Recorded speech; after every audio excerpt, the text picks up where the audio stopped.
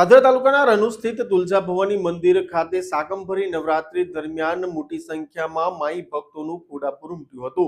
મંદિર પરિસરમાં વિવિધ ધાર્મિક કાર્યક્રમોનું પણ આયોજન કરવામાં આવ્યું હતું।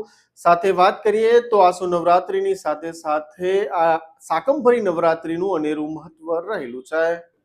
પાદરા તાલુકાના રનુ સ્થિત તુલજા ભવાની મંદિર ખાતે દરેક નવરાત્રીનું અનેરું મહત્વ રહેલું છે। ત્યારે ખાસ કરીને વાત કરીએ તો માતાજીના મંદિર ખાતે સાકંભરી નવરાત્રી અંતર્ગત 7 થી 13મી જાન્યુઆરી સુધી આ મહોત્સવ છે તે ઉજવાઈ રહ્યો છે। ખાસ કરીને વાત કરીએ તો માં તુલજા ભવાની માતાજીના સતાશ્રી માતાના સ્વરૂપમાં નિહાળવા અને એમના દિવ્ય દર્શનનો અનુભવ કરવા રણુ તુલજા ભવાની માતાજીના મંદિરના મહંત કવિન્દ્ર ગિરિજી મહારાજ દ્વારા દર્શનનો લાભ લેવા જણાવ્યું હતું। સાથે ખાસ કરીને વાત કરીએ તો હાલ સાકંભરી નવરાત્રી જે ચાલી રહી છે તેનો અનેરો મહિમા છે, જે અંતર્ગત રનુ સ્થિત તુલજા ભવાની મંદિર ખાતે માં તુલજાના દર્શન કરવા માટે પહોંચી રહ્યા છે। સાથે સાથે મંદિર પરિસર ખાતે વિવિધ ધાર્મિક કાર્યક્રમો યોજવામાં આવી રહ્યા છે। ત્યારે સાકંભરી નવરાત્રી દરમિયાન માં તુલજાને છે તે અનોખો શણગાર જે કરવામાં આવતો હોય, જેમાં શાકભાજીનો છે તે શણગાર કરવામાં આવે છે। સાથે સાથે જે પ્રકારે વાત કરીએ તો મંદિર પરિસરમાં ભજન કીર્તન સહિત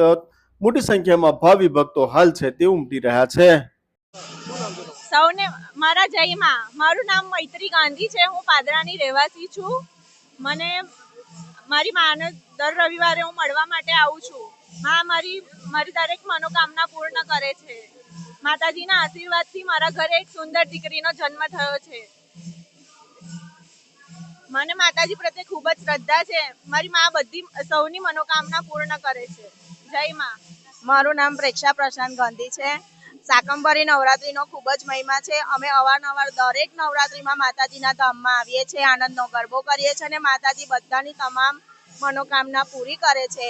અને અમે અહીંયા બધા અવારનવાર કાર્યક્રમો કરતા રહીએ છીએ। આનંદનો ગરબો અહીંયા મહિલા મંડળ સાથે કર્યો છે। સાકંભરી નવરાત્રીનું બહુ મહત્વ છે। માતાજી બધાની મનોકામના પૂરી કરે છે। મારું નામ કોમલ રિંકુલ ગાંધી છે। રણુ મંદિરમાં આજે નવરાત્રી પ્રારંભ સાકંભરી નવરાત્રી પ્રારંભ થઈ છે। એનો પહેલો જ દિવસ છે આજે, ને માતાજીના ધામમાં આજે આનંદનો ગરબો અને સ્તુતિ લક્ષ્મી હોમ બધું વગેરે થયા કરે છે। આ નવરાત્રીનો ઘણો મહિમા હોય છે ને ઘણી બધી આખા વર્ષમાં 5 નવરાત્રી આવતી હોય છે માતાજીની, અને આ સાકંભરી નવરાત્રી માતાની આવે છે એટલે માઈ ભક્તો બધા દર્શન માટે આવે છે।